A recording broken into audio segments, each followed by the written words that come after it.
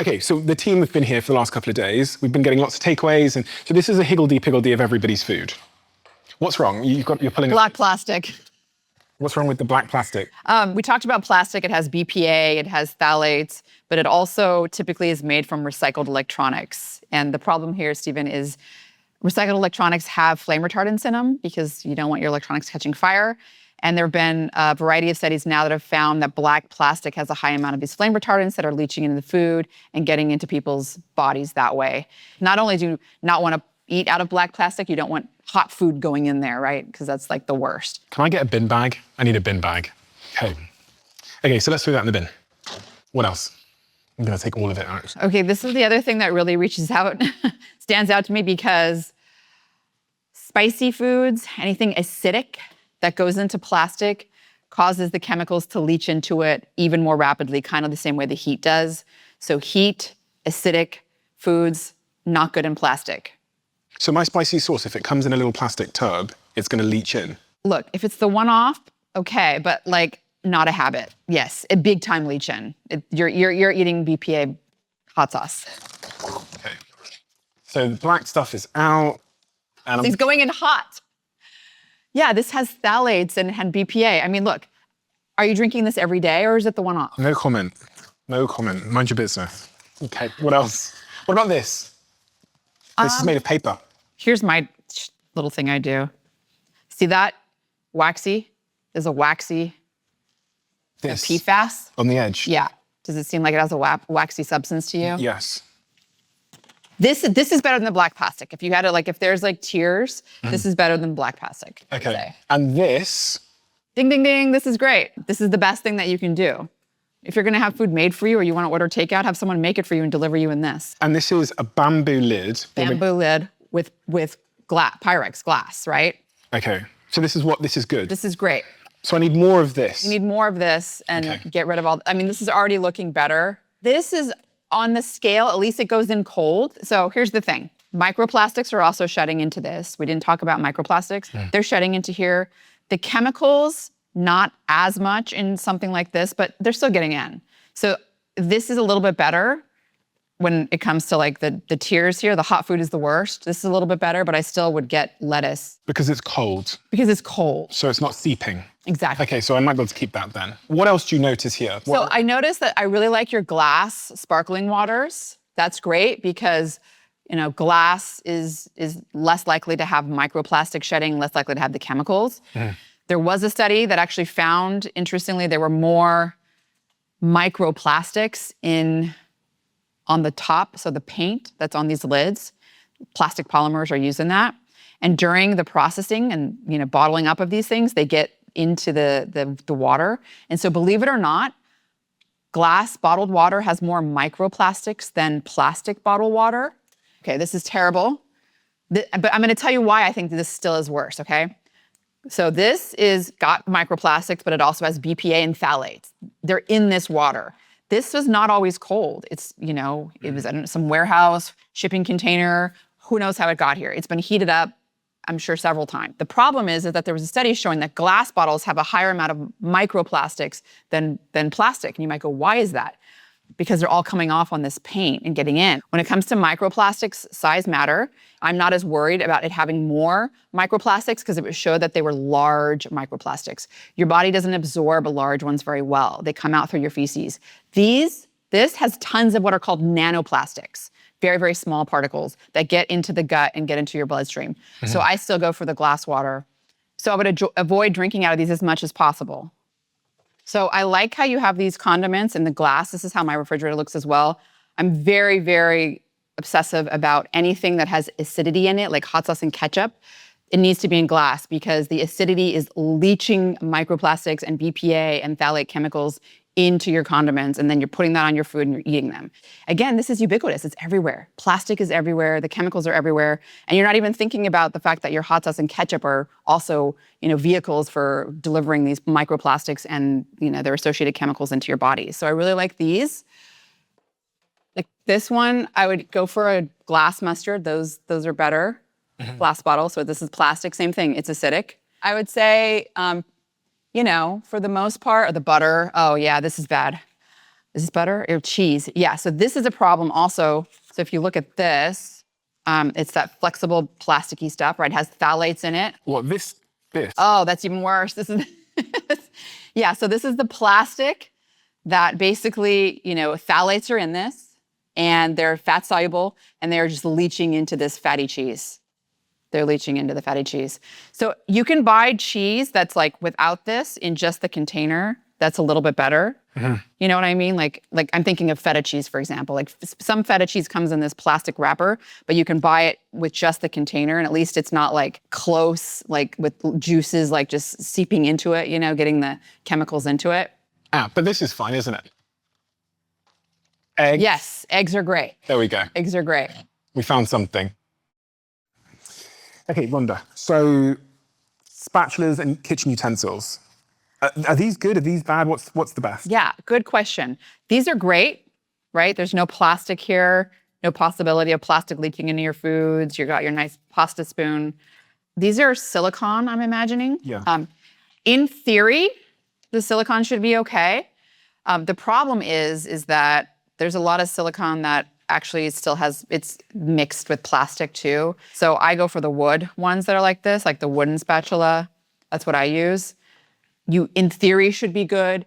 In practice, a lot of silicone that's been measured out there and tested does have plastic. So I would say if you want to really be careful, I would switch. But most people at home probably have a plastic spatula. Is that accurate? Most people at home have plastic spatula, and a lot of people also have black plastic spatulas, which again, back to that black recycled electronics, flame retardants. These are cancer-causing chemicals in there. Brominated chemicals that are causing cancer. So yeah, I would say that even shifting from the plastic to this is probably a step up, but I don't know that this is just pure silicone. I would guess that there's some plastic still in it. And so if you're heating it up, the plastic, it's getting into your food. Okay. What about my pans? So what about, I've got my pans here. Great, all clad. This is what I use. These are amazing.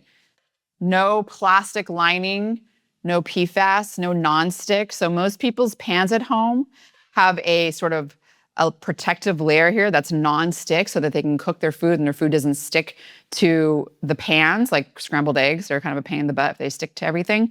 That has the forever chemicals in them, and that is being heated up and is leaching into your food and you're eating it. So really what you want to avoid the most is Teflon, right? Anything that's nonstick. It's harder to cook with these though. It's so much harder, but you know what? You're healthier, and that's what you have to imagine. The other thing I want to talk to you about is this. The blender. Ah, yes, the blender. This is one that people often miss. The problem is most blender tops here that's blending your stuff is plastic. And there are studies showing that when you have a lot of friction on plastic, that releases orders of magnitude more microplastics, and of course their associated chemicals are hitchhiking along there. There are companies that make a stainless steel version of the blender, and I highly recommend, if you're someone like myself, I like to do my kale blueberry smoothies, that you switch to the stainless steel. I switched for my family because essentially the friction, you're drinking microplastics and chemicals. So that's bad. A receipt? Yeah, don't touch it. What do you mean don't touch it? So receipts are... Why are you touching it like that? Covered with BPA. I mean, literally just covered. That's how it prints it, right? This isn't like a printer. This is printed, it's a thermal paper, and the BPA is allowing the printing to happen. And so they're covered with bisphenol A. People that are handling receipts, like cashiers that are handling receipts, have really high levels of BPA, particularly if they use like hand sanitizing lotion or any lotion, any sort of cream makes the BPA. Again, BPA is fat soluble. These creams, the hand sanitizers are carrying it inside your bloodstream about 100-fold higher than not having that. So first of all, you can opt to have a receipt emailed to you. If you need the receipt, I would do that. Or, don't touch it. But also, if you work in if you're a cashier and you work in this industry, really, really please wear nitrile gloves. I mean, this is like your BPA levels, if you were to go get them measured, which you can. There are companies out there now that do measure BPA levels in urine.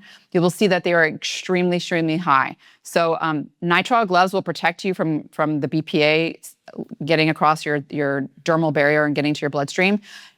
Latex gloves do not. So make sure they're nitrile gloves. And then for people that are not in the industry, try to avoid the receipts. I mean, it's a really big exposure to BPA that people aren't even realizing. I can tell by the way you're like grabbing the corner of it like it's feces or something. Oh, it's terrible. And my son, like, kids love paper. And of course, I don't want them touching it because we talked about that study in adolescent boys where they had high BPA levels, and that was associated with a 50% reduction in testosterone. I mean, this is at a part of your life when testosterone is important for sexual development and development in general. So really, really, really important to remember receipts are a very big source of BPA that people are not thinking about, particularly people that are routinely handling these receipts. And the other thing I want to talk to you about is water. So here is one of my water filters. I also have a filter attached to the tap. What are your thoughts? So this is filtering water, but it's filtering it into plastic, and it's also got plastic filter. So I think that, you're probably filtering away some other things, pathogens, gross other chemicals that might be in the water, but you're essentially reintroducing the plastic. So I don't know that that's necessarily the best way to get the filter. What you have over here is a reverse osmosis water filter. That is absolutely the ideal. Reverse osmosis water filters filter out microplastics, nanoplastics, BPA, phthalates, chemicals, all these things that we're talking about today. People can get a tabletop one, kind of like this is tabletop, but it's a tabletop reverse osmosis water filter. These only filter out the bigger, larger plastic size, microplastic size. And then the last thing I want to mention, Stephen, because you do have a reverse osmosis water filter, is that it does filter out a lot of small particles, including essential trace elements and some essential like minerals and stuff. So you want to make sure that you are taking a multivitamin mineral supplement, and you can also get what's called little essential element drops that have things like phosphorus, manganese, iodine, some of these things that are being filtered out of your water, and making sure you're reintroducing that to your water. Okay, so it takes some good stuff out too. It does, yeah. Okay. Is there anything else that maybe is either in my kitchen now or not in my kitchen that is a culprit of BPAs and PFAS? Yeah, here's the first problem here. And then inside where the hot water is going through there's plastic pieces. So the hot water is going through plastic to get to your little espresso, cup here. These, I actually looked into this because at first I thought they were lined with plastic. They're not. My concern is mostly the water going through this system that's heating up. It's got plastic, piping in there that it's going through. Okay, so I'm gonna just stay there and I'm gonna just grab. Okay, so this is now the coffee that I drink called Contir. Huh. They flash freeze it at the perfect moment and it's delivered frozen. So metal, and then this is an aluminium lid. Right, so it shouldn't be lined with plastic, right? You go like this, press the little button on top, and it goes straight into your glass, and then this comes out, and that's the coffee. Oh, I love it. So you just drop. It's funny because they're a sponsor. Oh. So disclaimer, and I'm also an investor in this company. So no machines at all. Put it straight into the glass, pour the hot water in, that's it. So it's like, instead of instant coffee, it's like instant coffee, but it's real coffee that's been frozen. It's from some Stanford engineers who flash freeze it at the perfect moment to lock in the taste. And you can literally smell. Smells good. It smells good, yeah. Yeah, I'm so glad you're not putting it in a machine, because that's... No longer do that. If you love the Diary of a CEO brand and you watch this channel, please do me a huge favor. Become part of the 15% of the viewers on this channel that have hit the subscribe button. It helps us tremendously, and the bigger the channel gets, the bigger the guests.